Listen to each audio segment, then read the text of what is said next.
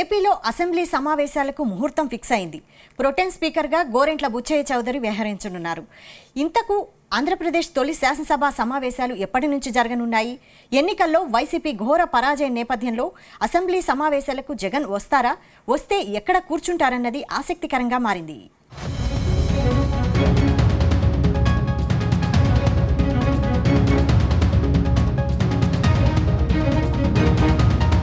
June 17 నుంచి Andhra Pradesh assembly సమావేశాలు నిర్వహించనున్నారు.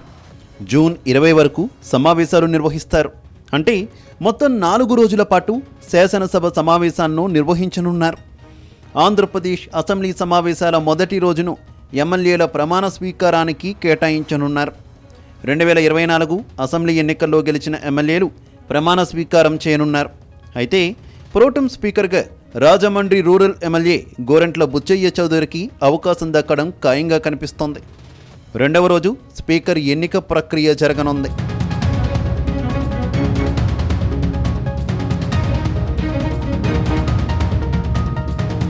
ఆ తర్వాత ఎన్నికలకు ముందు చంద్రబాబు ఇచ్చిన కీలక హామీ అయిన ల్యాండ్ టైటిలింగ్ యాక్ట్ రద్దు బిల్లును ప్రవేశపెట్టి ఆమోదించే అవకాశం ఉన్నట్టు తెలుస్తుంది.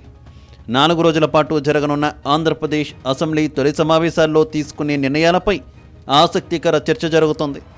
అయితే ఆంధ్రప్రదేశ్లో ఘోర పరాజయం పాలై ప్రతిపక్ష హోదా కూడా కోల్పోయిన మాజీ ముఖ్యమంత్రి వైఎస్ జగన్మోహన్ రెడ్డి అసెంబ్లీ సమావేశాలకు హాజరవుతారా లేదా అన్నది ప్రస్తుతం ఆసక్తికరంగా మారింది.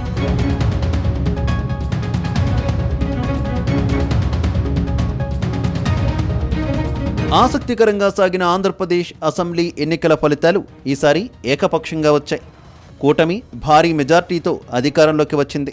అయితే కేవలం 11 స్థానాలు దక్కించుకున్న వైసీపీకి కనీసం ప్రధాన ప్రతిపక్ష హోదా కూడా దక్కలేదు.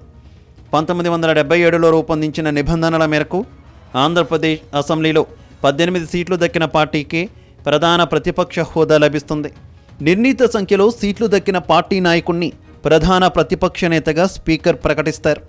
తాజాగా జరిగిన ఎన్నికల్లో ఆంధ్రప్రదేశ్ అసెంబ్లీలో తెలుగుదేశం పార్టీకి 135, జనసేనకు 21, వైఎస్ఆర్సీపీకి 11, బీజేపీకి 8 సీట్లు చొప్పున దక్కాయి.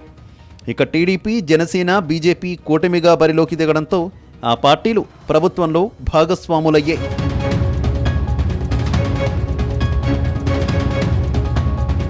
ప్రధాన ప్రతిపక్ష నేతకు కేబినెట్ మంత్రి హోదా ఉంటుంది. సభలో సీట్ల కేటాయింపులో విపక్షానికి ప్రాధాన్యం దక్కుతుంది. కేబినెట్ హోదా కలిగి ఉండడంతో పాటు పిఎస్, పిఏ సహా సిబ్బంది, ఎలవెన్సులు, తదనుగుణమైన ప్రోటోకాల్ కూడా వర్తిస్తుంది. సభలో చర్చల సందర్భంగా స్పీకర్ అనేక సందర్భాల్లో ప్రధాన ప్రతిపక్ష నేతను సంప్రదించడం ఆనవాయితీ. సభలో ప్రశ్నలు వేసే విషయంలో కూడా ప్రధాన ప్రతిపక్షానికి ప్రాధాన్యం ఉంటుంది. మిగిలిన పార్టీలకు సభ్యుల సంఖ్యను బట్టి ప్రశ్నలు కేటాయిస్తారు.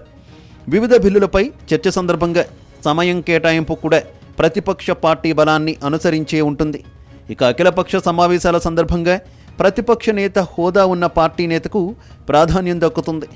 గతంలో చంద్రబాబు కూడా 3 దఫాలు విపక్షంలో ఉన్నప్పటికీ ఆయనకు ప్రధాన ప్రతిపక్ష నేత హోదా దక్కడంతో కేబినెట్ స్థాయి ప్రోటోకాల్ కేటాయించారు.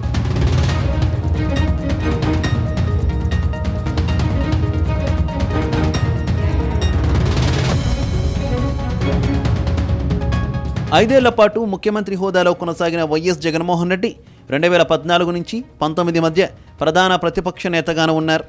అప్పట్లో ఆయన పార్టీకి 67 అసెంబ్లీ స్థానాలు వచ్చాయి. కానీ తాజా ఎన్నికల్లో వైసీపీ కేవలం 11 స్థానాలకు పరిమితం కావడంతో జగన్కు ప్రతిపక్ష హోదా దక్కే అవకాశం లేదు.